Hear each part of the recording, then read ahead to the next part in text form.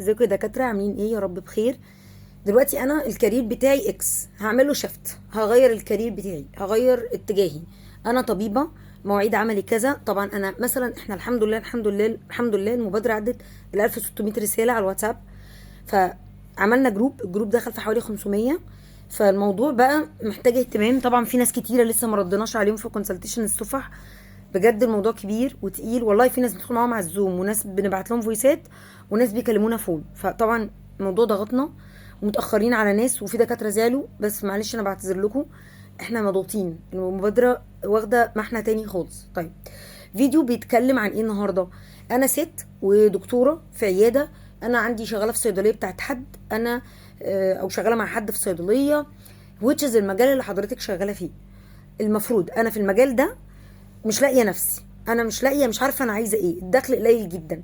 طب انا عايزه ازود دخلي. هنتكلم بره مهنه الطب دلوقتي. الفيديو ده بيتكلم على هاو تو شفت ماي كارير، ازاي شفت او اغير الكارير بتاعي. طب هنحط شويه خطوات لنفسنا.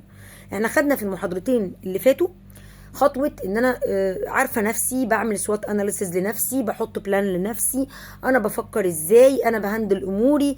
طيب محتاجين حاجتين: كوميونيكيشن سكيل كويس قوي، اذا كان نتعلمها بكورس، ودي هديها لكم في محاضره، او سوفت سكيل، او الستريس مانجمنت. انا مش قادره ادير، انا بتعب، الناس، الضغط، كل ده احنا بنمر بيه.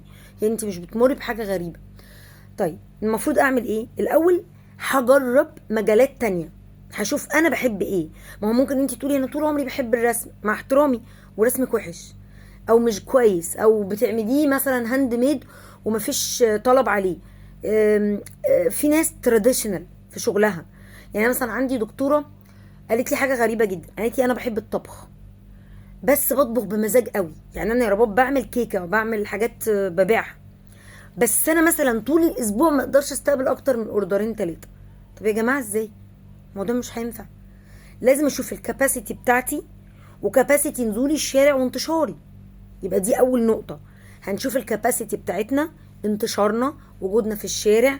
لو انا هنزل اعمل ايه؟ طب اجيب مساعد، اشتري الماتيريال. يعني ياتي من المشاكل اللي مقابلاها في موضوع الكيك الخاص والكلام ده، واللي هو الكيكه اللي بتتعمل بالسكر، عجينه السكر وكده. ايتي كانت مشكلتي الاولى والاخيره ان انا لازم ابقى شاريه الماتيريال، وببقى بحضر الكيكه بتاخد قبلها بيوم او يومين، ولازم ابقى عامله تلاجة مفضياها، مفيش اي حاجه تلقط ريحه. هي عارفه مهنتها، عارفه مشاكلها. فالاوردر بيتبعت لي قبلها ب 48 ساعه، ولازم الشحن يكون في نطاق محيطي عشان الجو حر. في ساعات بتروح سايحه ومليانه مشاكل. عجبتني قوي، هي عندها دماغها. اروح ماسكه الحاجه دي، اكتب عيوبها، مميزاتها، السوات اناليسيس بتاعها، افتح فين. طب خليني اونلاين، قللوا ريسك. قللي ريسك. يعني ايه قللي ريسك؟ يعني ما تفتحيش مشروع وانت واثقه ومتاكده ان مصروفاته كتير جدا جدا جدا. هبيع عربيتي، هفك شهاده، هبيع ذهب، وفي الاخر انا مش حاطه خطه. وحتى لو حاطه خطه، انا مش هرمي كل البيض في سله واحده، ممكن المشروع ما ينجحش. انا ما بقولكيش تبقي جبانه، انما انا شفت ناس نزلت بقلبها ونزلت بقوه وبتعاني النهارده. تمام؟ طيب، النقطه التانية والاهم: حضري كل معطيات المشروع. معانا دكتوره عندها مشروع سمك، هي دكتوره صيدلانيه، عندها مشروع سمك. مشروع السمك ده عباره عن ايه؟ ده هي بتجيبه من السويس، وبتحط المشروع، بتحط السمك وبتبيعه اونلاين. الموضوع كبر، وكبر بقى فوق طاقتها. هي اللي كانت الاول بتنظف بايديها 2 3 كيلو، تعملهم في البيت، تطلعه متنظف. النهارده الموضوع عدى، وصل ان هي مجهده مهلكه طول اليوم بتنظف سمك. مكسب الموضوع كويس، بس بقت هي مش قادره تديره. جبنا صنايعي ابتدى يسرقها. قال لها لا اقعد في مكان تاني. الصنايعي قال لها لا اقعد في مكان تاني، ما اقعدش في الايه، في البيت عندك انظف. زوجها بيروح يصطاد ويجيب من السويس ومش عارفه ايه، اتهلك وتعب. قال لها لا انا مش هقدر ايه ان انا اكمل بالمنظر ده. احنا بيجي لنا اوردرات كتيره جدا، فساعتها الكاباسيتي ونجاح المشروع بيبقى سبب رئيسي في اذاه ووقوعه. دكتوره تانية عملت مشروع تريكو هاند ميد، بتحكي لي قصه غريبه جدا. بتقولي انا الجاكيت عشان اعمله ممكن ياخد مني من اسبوع ل 10 ايام شقه، كل يوم عدد ساعات عمل، مش حاجه تعبان اي كلام. عشان انا بعمل غرزه ضيقه، انا بهتم، انا بعمل حاجه هاي كواليتي. يعني انت عايزه طول الشهر 3 اوردرات؟ متخيله انك هتبني البراند على 3 اوردرات؟ يا جماعه مش عيب اعمل مشروع واجيب حد تحتيه ابقى انا ليدر بعمل بايدي واتابعه واشوف شكل الغرزه، وفي نفس الوقت اعرف انا هعمل كاباسيتي قد ايه. ما تبداوش حلم وانتوا مش هتقدروا تعملوا في الحلم ده اكتر من 3 قطع في الشهر. ده طب هقول لكم حاجه، هتقولي لي ازاي؟ هم بتوع الهاند ميد اللي انت بتتكلمي بس ما بتعملش القطعه بمبلغ وقدره وبتقولك استلميها بعد شهر وبتنجح. هقولك خدت وقت قد ايه عشان تنجح، صرفت قد ايه. ماشي، نرد على بعض. لو هي جالها دور برد، لو سافرت مصيف، المشروع مبني عليها. مفيش حاجه اسمها ايديها وجعاها مثلا، مفيش حاجه اسمها عندها مناسبه، مفيش حاجه اسمها مقريفه، مفيش حاجه اسمها قطعه اتعملت والعميله قالت لها مش عاجباني رجعيها. ده هاند ميد، هي لبستها باظت، هي خلاص خدت القطعه ولبست في القطعه دي مشكله. طيب امتى اقول انا اقدر اعمل كارير شفت او شفت كارير سوري للناس اللي هو المجال بتاعي؟ هقعد مع نفسي، هقوي نفسي جدا في الحاجه اللي انا اقدر العب فيها. يعني ايه؟ نزلت العتبه، في دكتوره نزلت العتبه جابت ميك اب وكريمات ومش عارفه ايه، شافت القطعه بتكسب كام، اشترت 12 12 12. قلت لها اشتريتيهم على اي اساس؟ قالت لي انا جبت بضاعه ب 300,000 جنيه، 12 من كل الاصناف ومش، ودلوقتي الدولاب مليان والحاجه مليانه. عارفه يعني 300,000 جنيه ده رقم كبير جدا. انت تجيبي بضاعه، جبتيها ازاي؟ على اي اساس؟ الحاجه دي ليها صلاحيه. كان هيجرى ايه لو كنت اشتغلتي حبه حبه، جبتي ب 30 40,000 جنيه وغرقتي الدنيا، وحبه حبه ميك اب ومش عارفه ايه وبرفانات، وحتى القطعه اللي هتبقى هتستخدميها في بيتك. لكن ايه اللي انت عملتيه؟ بتقولي انا مليت اوضه بحاجات. طب في حاجات ب 300,000 جنيه، في حاجات صلاحيتها بتنتهي دلوقتي. الحماسه بتاعت يلا نعمل مشروع دي يا جماعه بتيجي لاي حد، بتيجي للناس على القهوه. واحد قاعد مع اصحابه على القهوه، ما تيجي نعمل مشروع، يلا بينا نعمل مشروع، وتلاقي الدنيا اتكسرت. تمام. طب انا ست بيت يا رباب، سني 50 سنه. هقولك هو سنك 100 سنه، كله بيبتدي بعد ال 50 وال 40 عشان تبقوا فاهمين. ده مش غلط، ولا الاكسبيرينس هتجيلك ازاي. ابدا بقى احط سيستم بقى، افكر انا محتاجه ايه، ايه اللي متاح ليا، عدد ساعات اليوم، هكتب لنفسي كل ده على ورقه. وهقول انا بعرف انزل مثلا سوق الازهر، بعرف انزل اجيب برفانات واركبها. طب انا هتعلم كذا وامسك قلبد للشغلانه اللي هتعلمها. وما تنفعش ما تبقاش صبي قبل ما تبقى معلم. هديكي مثال، دكتوره فتحت كافيه، ده من اللي قلنا على كل دي امثله من اللي جولي في الرسائل. هي وزوجها، قالت لي يا رب حطينا في شقه عمرنا في التجمع الخامس، قالت لي حطينا فيه كل ما نملك، 2 يا رباب بنصرف. العدد الناس بتيجي قليله جدا، المشروبات الناس ما بتطلبوهاش. طب فين صفحتكم؟ اهي انا واصحابي وقرايبي اللي عليها. طب ما عملتيش السوشيال ميديا؟ لا. طب مين الباريستا اللي كانت شغال؟ انا وجوزي. هو حضرتك باريستا؟ يعني مين قال لك انك هتعرفي تعملي مشروبات؟ هو اللي بنعمله لاولادنا في البيت يا جماعه هو اللي بيتعمل في الكافيهات؟ معاكم سر الصنعه؟ ما هو ده مش طبيعي. محدش قالك انت وجوزك تسيبوا الدنيا وتقعدوا تعملوا كافيه وتعملي مشروبات؟ ما هو مش للدرجه دي. مين بنى المشروع دوت؟ تقول لي والله يوم ما سافرنا مصيف قفلناه 10 ايام. ايه ده؟ كافيه ايه ده اللي بيتقفل على ظروف الناس؟ فين السيستم؟ قلت لها طب وانت عرفتي منين المشروبات؟ قالت لي كنت بنزل على اليوتيوب انزل واعمل المشروب. يعني يا جماعه لو جبنا باريستا محترم خد 10,000 جنيه في شيفت وكسر لي المكان مشروبات وجاب خلى الناس اللي شرب مره رجع تاني، ده خدوا بقى الانقح والادهى. هي بتحب تشرب القهوه وليها مزاج فيها. قالت لي كنت بعمل القهوه في البيت بحوجها بايدي، بتحط الحبهان بايديها والمش عارفه ايه والايه والايه بايديها. طب يعني انتوا يا جماعه ده مش حرام؟ قلت لها طب وبعدين؟ قالت لي ايجار الكافيه بس شهري كان معدي ال 40,000 جنيه، غير الكراسي غير. قالت لي 2 يا رباب، 2. احنا لو جبنا ايجار المكان في شهر دي عجوبه، خرجنا بخساره شقه عمرنا فيه. اولا انتوا ما تستنوش ال2، دي اول غلطه. الحاجه بتبان بعد 6 شهور 8 شهور، ما نقعدش 2 فيها يا جماعه، بندفع فيها فلوس ومستخسرين. الحاجه التانيه، جيب صاحب الشغلانه. ليه ما اشتغلتيش انت وجوزك في كافيه؟ والله ما بهزر. هو عيب انت كطبيبه تنزلي تقعدي في كافيه تقفي باريستا وتجربي تعملي المشروبات مع الواد شهر شهرين عشان تنزلي تعملي بايدك لو انت حابه؟ هو عيب ان حضرتك ما تقعدش كاشير في كافيه وتشوف بيكسب ايه وما بيكسبش ايه؟ عيب انك تلف على الكافيهات اللي حواليك كلها تعمل بحث تسويقي تشوف ده بيكسب ليه وده ليه جمهور ليه وده ملوش جمهور ليه؟ هو عيب يا جماعه؟ انا نفسي افهم ليه ما تبقاش صبي في الشغلانه قبل ما تبقى معلم. مفيش شغلانه بتروحها ما تبداوش مشروع ما اشتغلتوش عند حد. انزلي اشتغلي صبي. دكتوره تانية دي استشاري، بتدي ساينس وماس وحاجات الاي جي والامريكان والكلام ده. عملت ايه؟ عملت حركه جميله جدا. راحت لواحده قالت لها انا هبقى الاسيستنت بتاعتك. قالت لي انا اكبر منها ب 15 سنه، بس الست دي مشهوره، البنت دي مشهوره جدا في المدارس الامريكان والانترناشونال. قالت التانيه قالت لها انا هديك 4000 جنيه في الشهر. قالت لها انا موافقه. قالت لي قعدت معاها سنه شربت الدنيا، بحضر لها بتشرح ازاي بتحضر ماتيريال، ازاي بتعمل ايه. قالت لي اقسم لك بالله تاني شهر انا عندي طلبه ما قادره اكفر عليهم. وبتدي في كندا وبتدي في المانيا وبتدي ايطاليا اونلاين للمصريين العرب. هي جايه لي ليه بقى؟ جايه لي على الدلع بقى. يلا يا رب نعمل صفحه، يلا نعمل فيديوز، انا عايزه انتشر هناك، انا هسافر، انا قلت لها ولا سافر ولا اعمل. لقيتي نفسك مستقره ودنيتك ماشيه في الاونلاين، تمشي ليه وتمرمطي نفسك ليه في السن ده؟ انت وولادك هتروحي تعملي الفرق ايه؟ هتروحي هناك تدفعي ضرايب وتروحي هناك تصرفي سكن جديد. طب ما انت قاعده اونلاين وبتاخدي بالدولار من اماكن ما شاء الله والدنيا كويسه. قالت لي لا ده في حد شار عليا وقال لي سافري، ولما عرفوا ان انت هناك. في خطوات يا جماعه غوغائيه في الخطوات. احنا لازم نهدى في خطواتنا.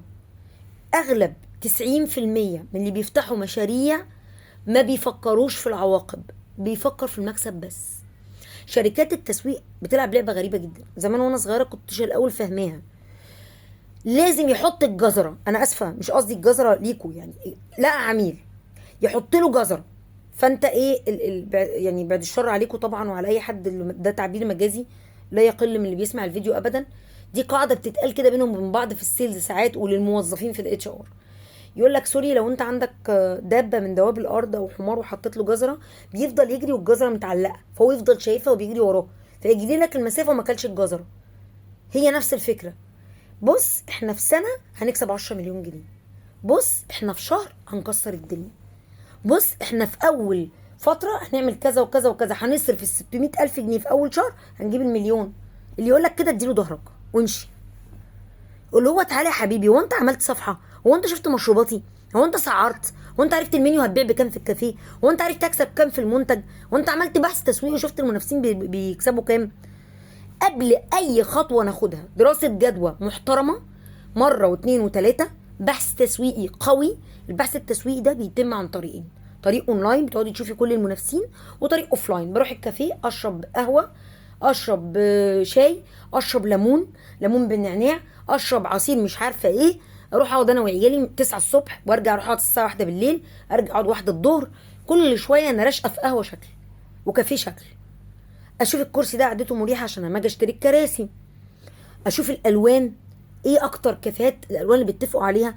التقليد مش عيب، انا ما بقولكيش قلدي تقليد اعمى صوري الكرسي راحت شبهه. انا بقولك ابدأي من حيث انتهى الاخرون. يا جماعه رجاء نبطل نخترع. تبطلي تخترعي تبقى انت صاحبه القصه. 90% من المشروعات اللي بتجيلي مش ناجحه قسما بالله. ايه اللي اخترعت هي جات لها فكره ان احط البينك على البيستاش على مش عارفه ايه، هعمل اخضر فازرق في. ادخل الكافيه انا في غابه، اقسم بالله في غابه. مين الديزاينر اللي ينضرب في عينه اللي عمل لك الديزاين ده؟ وافق عليه ازاي؟ ابقى بصلها كده. واحده تانية رحت لها من سنه الكافيه بتاعها، انا قاعده هموت من الحر، بقول لها التكييفات. قالت لا انا الكهرباء وهدفع التكييفات وبتاع. بص يا دكتوره انا كلفت خلاص، صرفت الحيطه دي مكلفاني، الحته دي مكلفاني 10000 جنيه، الحته دي مكلفاني 5. ده حقيقي مش كدابه. صرف على الحيطان. قلت لها طب قبل ما تصرفي كنت تعملي حيطه بيضه وحطي تكييف، يعني ما تصرفيش على الحيطه. كنت تجيبي تكييف ب 30 40 الف جنيه وسيبي الحيطان دي كلها بيضه. اعملوا الحاجه بمين كور، بهدف، بحاجه. بصوا يا جماعه، لو انت مش هتشتري منتج لو هو مش بروبلم سولفر. يعني ايه؟ محدش فينا بيشتري منتج هو مش هيحل له مشكله. قبل ما تبداي المشروع قولي هو انا يا ترى لما ابدا المشروع منتجي ده هيحل مشكله شكلها ايه للعميل. اسالي نفسك. 4 P's قدامهم 4 C's. يعني ايه؟ برودكت يبقى سولوشن. انا اما اشتري المنتج ده هحس ان هو حل لي مشكله. انتوا متخيلين ان احنا واحنا بنشتري الساعه دي، الساعات اللي نازله دي اللي تبع الموبايلات، هم لما جم يعملوها ربطوها بايه؟ ربطوها بالتكنولوجي وبالايجو. انت بتحسي لو انت عندك ايفون ماسكه ساعه الايفون، لو انت بتنظم الهارت ريت وبتحسسك انت مشيتي كام ساعه وبتعلمك مش عارفه ايه، هو العيب عليكي في ايه؟ على الايجو. في هرم احنا بنلعب عليه في التسويق اسمه مازلو. ده عباره عن ايه؟ بيقول لك الهرم ده هرم عندكم في السلايدز، وهحاول احطه لكم في الكومنتس بتاعه المحاضره. الهرم ده تحت خالص بيقول لك الناس كلها بتجتمع على قاعده واحده، بناكل، بنشرب، بننام، بنتحر، بنسقع، بنعرق، بنبقى عايزين نتدفى، بنبقى عايزين باب يتقفل علينا، كلنا في قاعده واحده. كل البشر مجتمعين في احتياجات واحده. 100% من البشر عندهم احتياج واحد، ودي قاعده الهرم العريضه. عملتي محل سندوتشات الناس هتيجي تاكل، لبي احتياجهم في الجوع والطعم، هياكلوا، والشبع ماشي، والسعر يكون على قد الايد، والامان ان هو يبقى نظيف. طب ما تطلعي من الهرم شويه حته صغيره، هتلاقي احساس بعد ما بتاكلي وتشبعي تقعدي كده مع نفسك بتقولي ايه؟ انا محتاجه احب واتحب، اتجوز، اخلف، سوري الامان. محتاجه اقفل الباب عليا، انا كلت هقفل الباب عليا، سيفتي.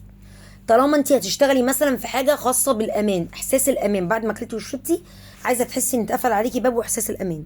بعدها احساس الحب، اسره وتكوين اسره وام، زي حمله نيدو بتاعه اللبن اللي هو الام بتحضن الطفل ولا فيتامينات والمالتي فيتامينز وعظم ومش هو لعب على الحب. اتنين متجوزين يجي فوتوغرافر يجيبها قبل الجواز، احساس ان انت وشريك حياتك وهتفتحوا بيت مع بعض، احساس الحب ماشي. احساس الامان، باب مصفح مثلا، انت مانع للسرقه او مانع، بيلعب على الامان. كل ما طلعتي الهرم حجمه بيقل. في ناس يا جماعه في الدنيا كلاس سي مش عندوش وقت يشوف الحب، اللي هم سي المطحونين، ويشوف الامان. هو ياكل، هو ممكن يبقى نايم في الشارع جعان، ياكل وشكرا، يتدفى ببطانيه وينام. هو مش فاضي للامان، مش فاضي للحب، مش بيفكر يتجوز، مش بيفكر في اي حاجه. تمام. اطلع بقى، كل ما طلعنا في الهرم بتضيق احساس الكونفيدنس، الثقه. انا خدت ماستر اوف كذا، انا عملت دكتوراه اوف كذا، انا درست كذا، انا عملت كذا، يبدا احساس الانجازات. طلعنا فوق شويه انت بتعمل انجاز. اخر حاجه الايجو، ودي اقل شريحه بنبص عليها، اللي هي كلاس اي بلس وبي بلس مثلا. انا برضي الايجو بتاعك. انت ما تلاقيش حد كلاس سي بيدور على الايجو وعلى الغرور، وده بيرضيني وانا في النادي بقول لهم كذا لا، ده هو اذا كل وشرب العب معاه في الاكل والشرب. قعدوا في كافيه اديله كوبايه الشاي ال50 وحبه السكر النضاف والميه الساقعه، قضيت. ما تدلوش كوبايه ازازه ميه معدنيه، لا مش هيفتحها لو هو سي. لو انت ايه، لا هو عايز يشوف الميه المعدنيه، عايز يشوف الشاليمو، عايز يشوف التلج بشكل معين في الكوبايه، عايز يشوف طريقه الولد الوافي الويتر، عايز يشوف الترابيزه اللي قاعد عليها مستريحه، الجو حلو جدا والتكييف شغال، عايز عايز عايز عايز لحد ما يوصل للفاينل، ياخد صوره ويقول ان كذا، ويقول هو في كافيه كذا، فانت تحط له صوره وهو يتصور، يدفع لك الشيك 1000 جنيه وخارج. ده ناحيه وده ناحيه. قبل ما تبدأي مشروعك تقولي انا هديه لمين. هدوكوا امثله بالنوادي. النهارده اللي بتلعب ابنها في مركز شباب للكوره، زي اللي بتلعب ابنها في النادي الاهلي وبتدفع له في الشهر مبلغ وقدره، ولا في وادي دجله وبتدفع له مبلغ وقدره. يعني اللي بيلعب كوره في وادي دجله ستارت شنطه بيبدا ب5 6000 جنيه الشنطه اللي فيها بالتدريب الشهري. اللي بتلعب في مركز شباب الطقم ب200 جنيه والاشتراك الشهري ب200 جنيه، وتبقى بتفصل الكابتن. دي اخرها بتروح تقول له لا معلش والسيستم والوضع والمش عارفه ايه، لا. دي ناس داخله سوري يعني بالعبايه، دخلت قعدت في مركز الشباب، قالوا لها ادفعي 5 جنيه دخول، هبت في الراجل وقلت له انا جاي مع ابني عشان بيتدرب، اتاخرت في الدفع لشهر 8 و9. يا جماعه بصوا للطبقه، انا ما بقللش من الطبقات يا دكاتره بعد اذنكم، لان في دكاتره لما بعتت لي صفحه قايلين حاجه غريبه جدا. معلش يا دكتوره احنا في اقاليم، معلش اصل الحته معلش ايه ده، ما شاء الله ما شاء الله انتوا اغنى اغنياء البلد في الاقاليم، تقدروا من الطبقه اللي عندكم دي تشتغلوا كويس جدا. طيب انا كده حكيت لكم على حته الايجو الاخيره. طب ايه اللي يرضي الايجو مثلا لست كلاس بي وسي؟ اللبس، لما تنزل وتجيب الحته القميص والمش عارفه ايه والطرحه، ده حته في الايجو كده. هي هتعمله ليه وينزل تحت سن عشان الحب، تلاقي شريك حياتها، حد يقول لها انت لبسك شيك، تلبس شنطه حلوه، الشنط تبقي ماسكه جوتشي وتبصي على العلامه ايجو، تركبي البي ام ايجو. البوزيشننج اللي انا كلمتكم عليه المره اللي فاتت الشركات بتلعب بيه. يعني ايه؟ هديكم مثال. 3 انواع عربيات: مرسيدس، بي ام، هوندا. المرسيدس يقول لك لاكشري، دي دلع، ده الناس تركبها لاكشري، رجال اعمال مش عارفه ايه. البي ام بيرفورمانس، اختاروا البيرفورمانس بعيد عن اللاكشري، اللي هو لا انت تركب عربيه تجري بيك ومش عارفه ايه. في حين على فكره انت لما تركب الاثنين بس دي ليها كلاس بتركبها وبيامنوا بيها وبيامنوا بفئتها، المرسيدس. والبي ام ليهم ناس تانية. طب الهوندا يقول لك ايكونومي، اقتصاديه، طلع عليها الحته دي في البوزيشننج. والتلاتة ممكن يتساووا في الاخر في برايس في فئه معينه، دي فئه سي، دي فئه ايه، دي فئه. الشركه لو سابت نفسها من غير بوزيشننج المنتج ده يضيع. يعني ريد بول بيعطيك جوانح، هو بيديك طاقه، فبيقول لك بيعطيك جوانح وجايبك بتطير، دي طاقه.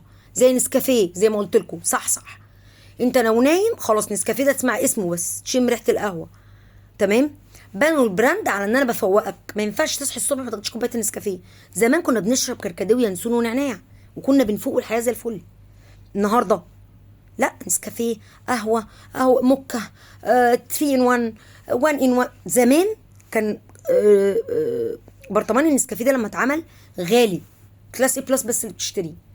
خلوه في ايد الاغنياء، بقى حلم الفقراء وعملوه اكياس، فبقى الفقير يشتري والغني بيشتري. لعبة التسويق دايما انك دماغك تبقى شغالة في الكونسيومر بيهيفير. الكونسيومر بيهيفير ده ازاي العميل بيتعامل مع المنتج بتاعك. رجاء يا جماعة بالله عليكم حد يفتح مشروع ما يكونش جربه واشتغله بايده. ما تفتحوش فلوس في حاجة وانت ما شفتهاش بايديكي. انا في دكتورة عندي نزلتها بقالها شهر في المسكي، ممرمطاها في المسكي، بتقعد وتلف قلت لها ما تبدايش حاجة وانت مش عارفاه، هيتنصب عليكي. لا يعني قلت لها اما تجيبي لي مدير مشتريات شاطر تثق فيه، وده كده كومة قش، ويكون شغال في المهنه وهيسيب حد ويجي معاكي ومش هيضحك عليكي ويشتري لك هو. غير كده حضرتك لو مش هتشتري بايدك هتسرقي.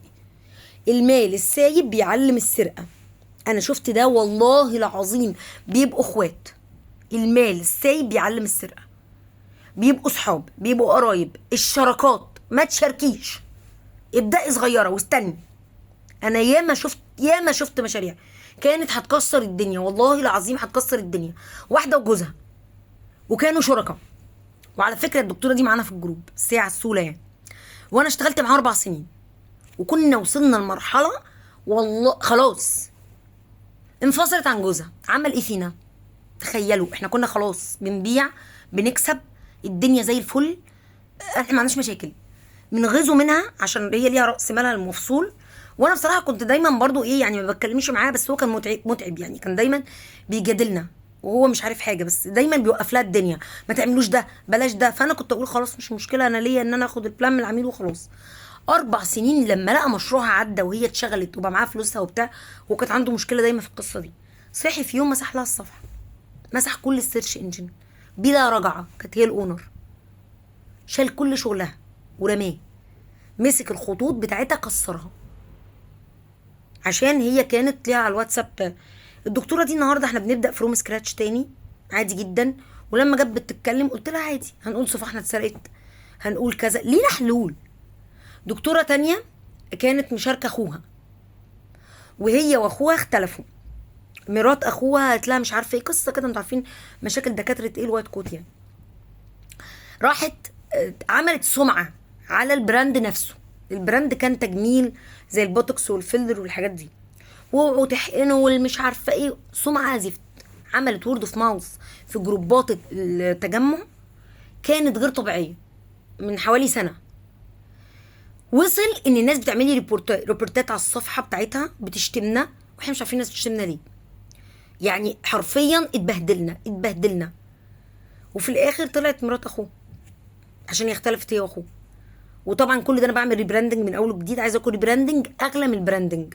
ريبراندنج يعني اعاده بناء البراند بشكل والوان جديده وصياغه جديده للبراند عشان تعملي طفره مختلفه شويه فتغير الموضوع. حاولنا نغير بقى ان لا واحنا عندنا مصداقيه المبيعات زيرو.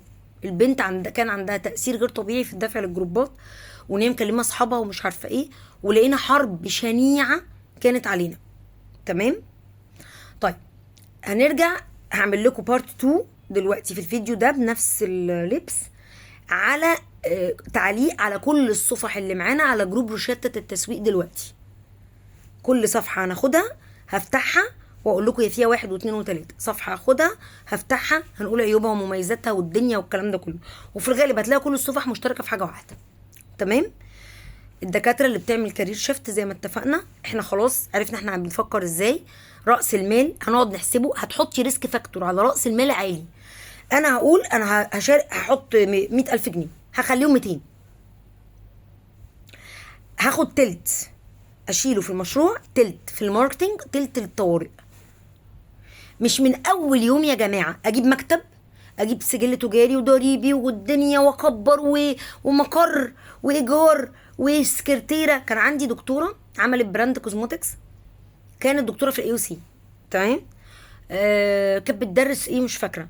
المهم يعني الدكتوره دي كانت ماديا كويسه جدا، وجت فجاه عملت انفستمنت، والله العظيم والله العظيم صدق او لا تصدق، ب10 مليون جنيه في براند. كله كان غلط، الانفستمنت كله بايدها. راحت صنعت، المصنع ضحك عليها، عادت تصنيع، اشترت علب جديده، العلب اتعملت طباعه مباشره، طلع منها هالك، عملت استيكرات طلعت غلط. راحت وزاره الصحه قالوا لها انت ليه عملتي الديزاينات دلوقتي؟ ده كل ده مرفوض، الاسم اساسا متاخد، عيدي الاسم، عيدي الاستيكرات. اضطرت ترمي العلب عشان تجيب علب تانية عشان دي طباعه مباشره، منتجات منها باظت. قيسوا على كده بقى، قيسوا على كده بقى، سنتين انا معاها في دوامه. يا دكتوره ده خلاص يا رباب، هنقول مليون، هنقول مليون ونص، هنقول 2 مليون. في 4 سنين ما حسيتش بال10 مليون جنيه. كان باباها داخل معايا اخوها وهي راحت جابت في مول، فتحت 2 بوسز فوق بعض، كل بوس كلفنا 1.5 مليون. انتوا مش متخيلين بقى مصاريف. تختار البوس رخام، لا انا مش عايزاه بلاستيك، انا عايزه اعلى حاجه يا ستي، خلينا نبيع بس. طب نبدا حملاتنا، طب نبدا نعمل لا هاتولي بلوجرز في البوث، تقف تيجي البلوجر النهارده بشعرها، بكره تتحجب تديك البراند تاني وتقولك لا والله انا اتحجبت، انا ده حاجه للشعر.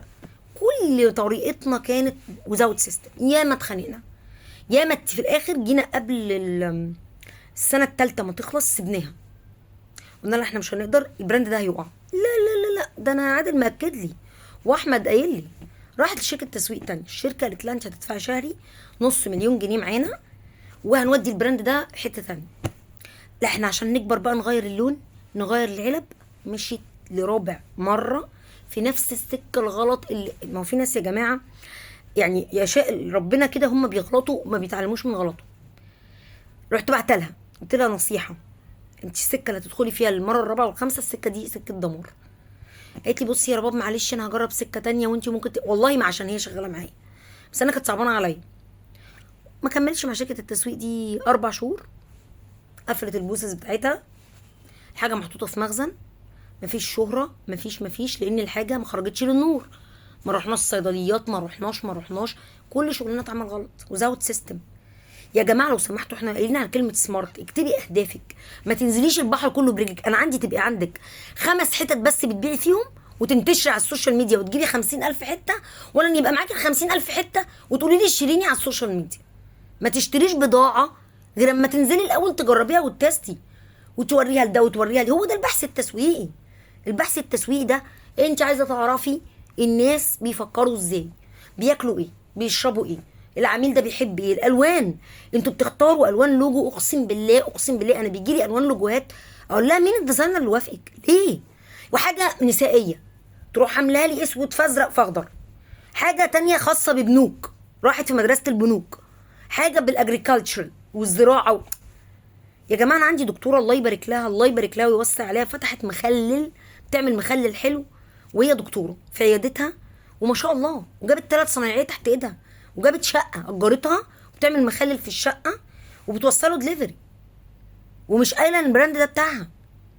ابداوا بالمتاح والمستطاع، اعملي فكرتك واحنا هنشجعك، يلا بينا. انا ما بقولكيش اصرفي 100,000 جنيه، ابدأي هاتي قطعه وقولي انا هعمل القطعه دي، صوريها، اسالينا، قولي يا جماعه انتوا تحبوا ده يبقى لونه ايه، تحبوا ده يبقى شكله ايه، انا هبدا براند كذا، ايه رايكم في كذا. احنا جروب كبير، لو كلنا وقفنا مع بعض هنبقى في حته تانية. هندخل على المحاضره اللي بعدها، هطلع الصفح بتاعت الدكاتره وهنقعد نتكلم على كل صفحه لوحدها ونتوكل على الله. يلا بو.